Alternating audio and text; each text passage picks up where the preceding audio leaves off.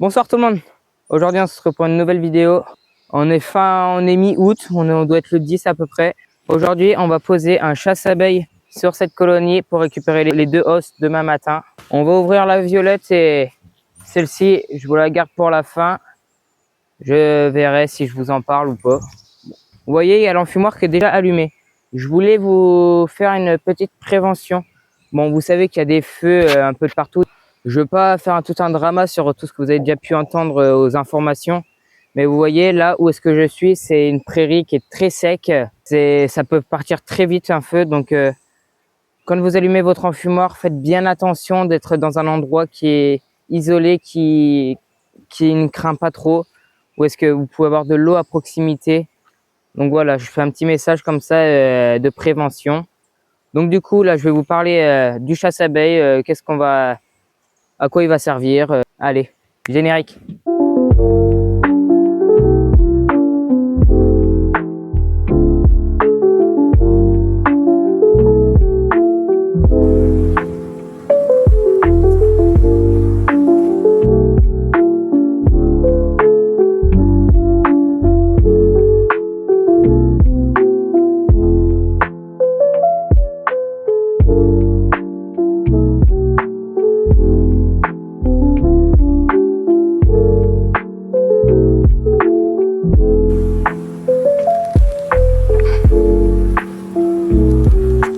Vous voyez, un chasse-abeille, c'est ça. C'est ceci, c'est une partie où est-ce que ça fait un peu un style d'entonnoir. En gros, on va entre les os et le corps, on va mettre ça comme ça. Les abeilles durant la nuit, les abeilles qu'il y a dans le os, elles vont descendre, elles vont ressortir par ici, et elles vont ressortir par les coins. En gros, elles vont pouvoir sortir, mais elles pourront pas rentrer. C'est comme ça demain matin quand je viendrai pour récupérer les os, il y aura moins d'abeilles, ce sera plus simple, normalement.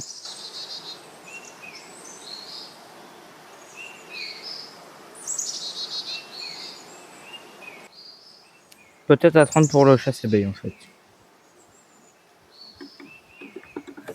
Vous pouvez voir, je vais pas vous faire reculer. Donc on va attendre.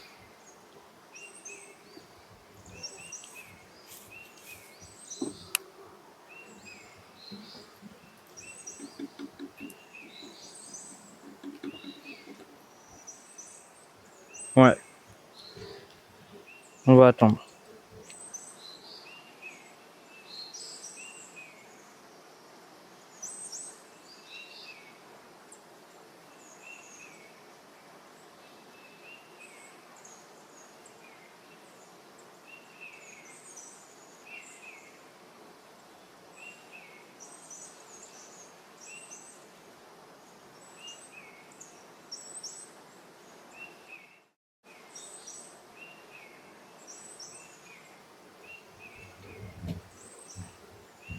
Est-ce que vous pourriez me dire dans les commentaires, vous voyez là mon couvain il est tout boursouflé. Ça fait, je sais pas si c'est bien ou pas, je sais pas. Si ça serait possible de me le dire. Et c'est pareil de l'autre côté.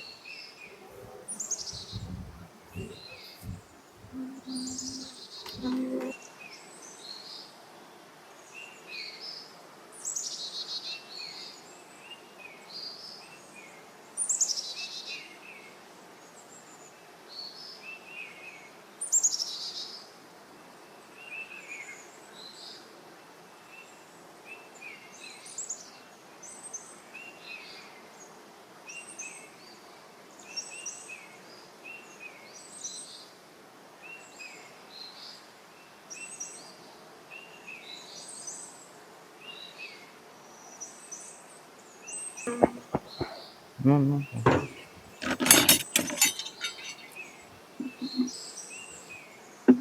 Je sais pas si vous vous souvenez, mais cette colonie, quand je l'ai eue, elle était pas très forte.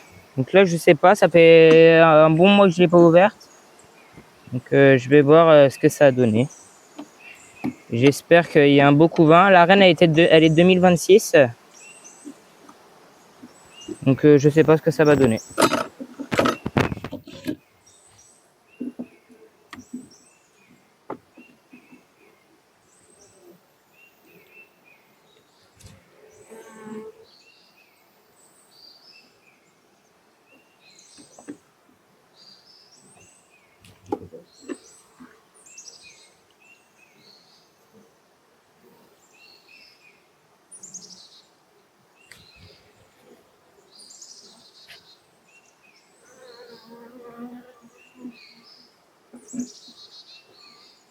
Cette colonie, je risque de la réduire sur 8 cadres pour l'hiver.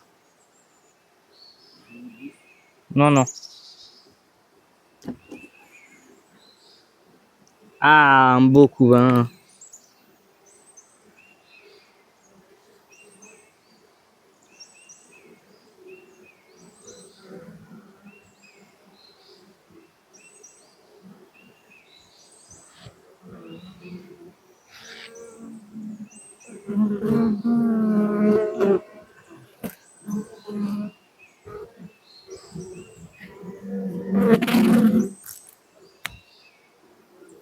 Moi, je suis content, on repart bien.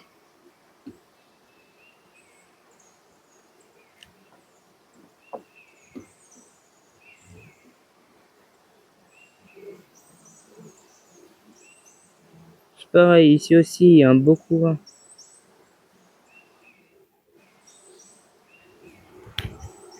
Notre reine, elle est ici.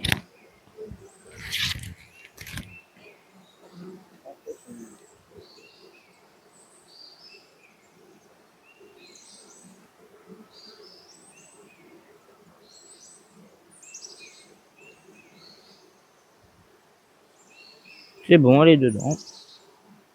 J'aime bien sortir la reine pour travailler plus sereinement. Ça enlève un stress au fait de ne pas écraser la reine en remettant le cadre ou quoi.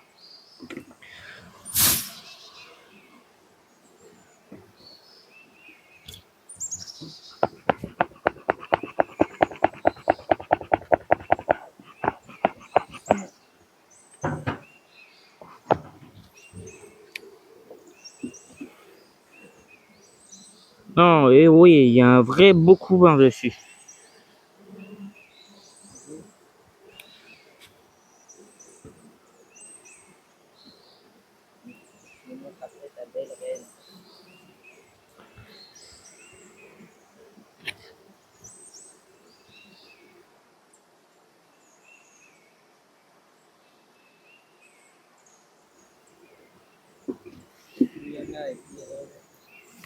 Donc, il n'y a pas beaucoup de réserves.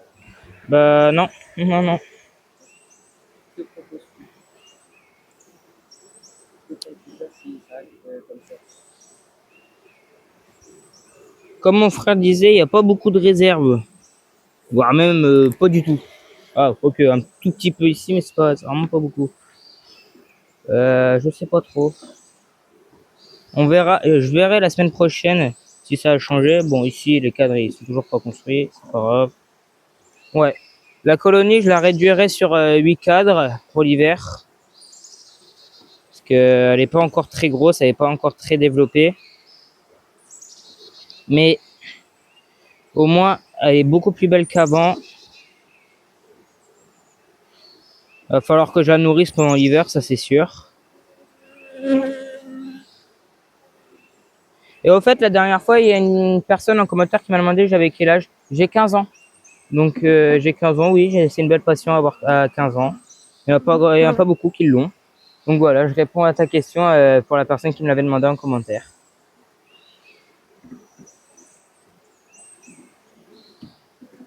Et que je remette la reine aussi.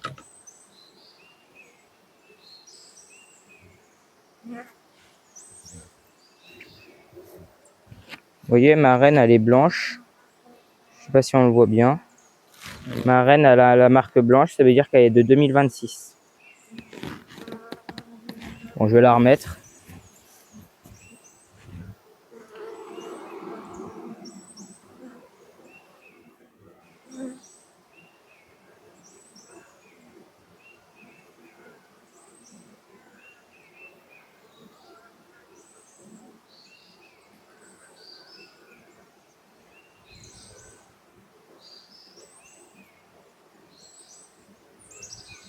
Allez, la voilà repartie dedans.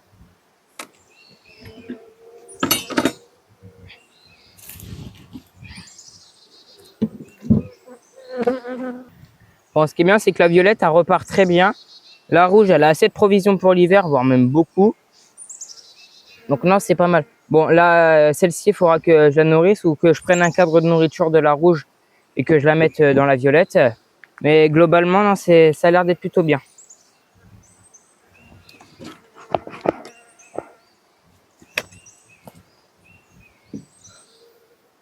Moi, je vais vous laisser pour cette vidéo parce qu'il commence à faire tard et il faut que je range. Donc, si vous avez des questions, posez-les-moi en commentaire, partagez, likez, abonnez-vous. J'aimerais beaucoup vous abonner. On n'est pas loin des 200 abonnés. Et pour les 200 abonnés, je sais pas, je verrai, je ferai peut-être un truc. J'y ai rien.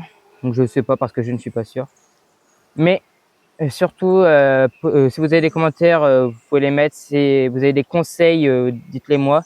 Et pour la rouge, pour le couvain que je trouve boursouflé, vous pouvez me le dire. Comme ça, ça pourra m'aider.